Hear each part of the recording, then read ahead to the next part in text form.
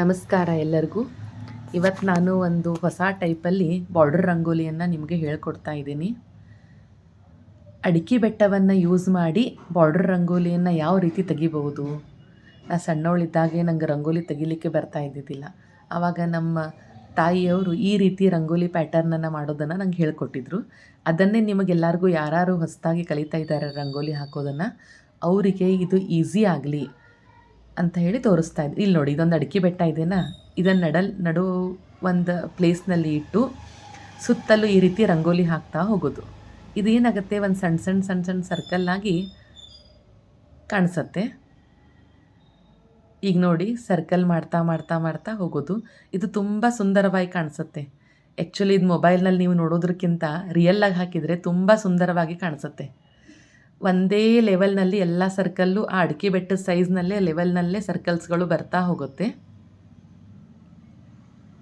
ನೀವು ಎಷ್ಟು ಬೇಕಾದರೂ ಅಷ್ಟು ಸರ್ಕಲ್ ತರ್ಕೊಂಡು ಕೆಳಗಡೆ ಇನ್ನೊಂದು ಸ್ವಲ್ಪ ಅದನ್ನ ಈ ರೀತಿ ಬೆಳೆಸ್ಬೋದು. ಒಂದು 7-8 ಸರ್ಕಲ್ ತಕ್ಕೊಂಡು ಕೆಳಗಡೆ ಒಂದು 4, 3, 2, 1 ಈ ರೀತಿ ಒಂದು ನಮ್ನಿ ದ್ರಾಕ್ಷಿ ಗೊಂಚಲನ್ನ ನಾವಲ್ಲಿ ಹಾಕಿದ್ದೇವೇನೋ ರಂಗೋಲಿಯಲ್ಲಿ, ಆ ರೀತಿ ಇದು ಅನಿಸತ್ತೆ.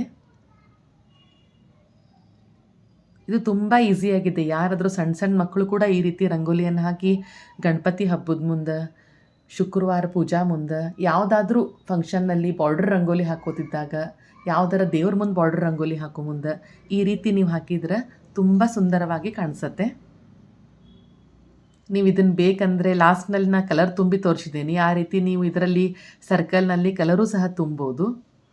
ಈಗ ನೋಡಿ, ಒಂದೇ ಲೆವೆಲ್ನಲ್ಲಿ ಎಲ್ಲ ಸರ್ಕಲ್ಸ್ಗಳು ಒಂದೇ ಲೆವೆಲ್ನಾಗಿ ತುಂಬ ಸುಂದರವಾಗಿ ಕಾಣಿಸ್ತಾ ಇವೆ.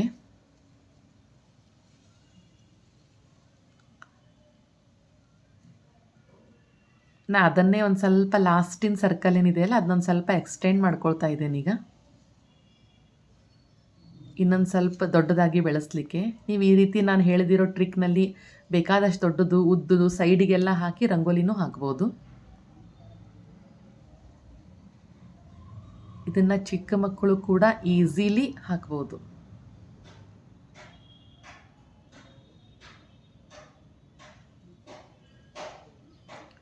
ನಿಮಗೆ ನಾ ಹೇಳಿಕೊಟ್ಟಿರುವಂಥ ಈ ಟ್ರಿಕ್ಕು ಚೆನ್ನಾಗಿ ಅನಿಸಿದರೆ ದಯವಿಟ್ಟು ಲೈಕ್ ಮಾಡಿ, ಕಮೆಂಟ್ ಕೊಡಿ, ಸಬ್ಸ್ಕ್ರೈಬ್ ಮಾಡಿ ನನ್ನ ಚಾನಲನ್ನು. ನಾ ಡೈಲಿ ಒಂದು ರಂಗೋಲಿಯನ್ನು ಹೇಗೆ ತೆಗೆಯೋದು, ಈಸಿ ಮೆಥಡಲ್ಲಿ ಯಾವ ರೀತಿ ರಂಗೋಲಿಯನ್ನು ತೆಗೆಯೋದು ಅಂತ ಹೇಳ್ಕೊಡ್ತೀನಿ ನಿಮಗೆ.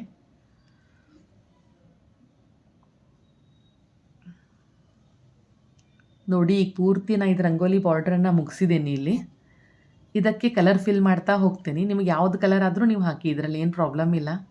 ನಿಮಗೆ ಇಷ್ಟವಾದಂಥ ಕಲರನ್ನು ತುಂಬಿ ಇದು ರಂಗೋಲಿಯನ್ನು ಇನ್ನೂ ಸುಂದರವಾಗಿ ನೀವು ಮಾಡ್ಬೋದು.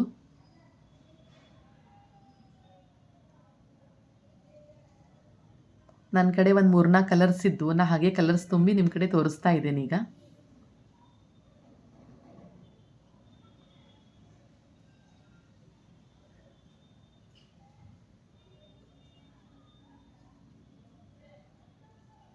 ನೋಡಿ, ಬಾರ್ಡರ್ ರಂಗೋಲಿ ಎಷ್ಟು ಚೆನ್ನಾಗಿ ತಯಾರಾಯ್ತಿದು.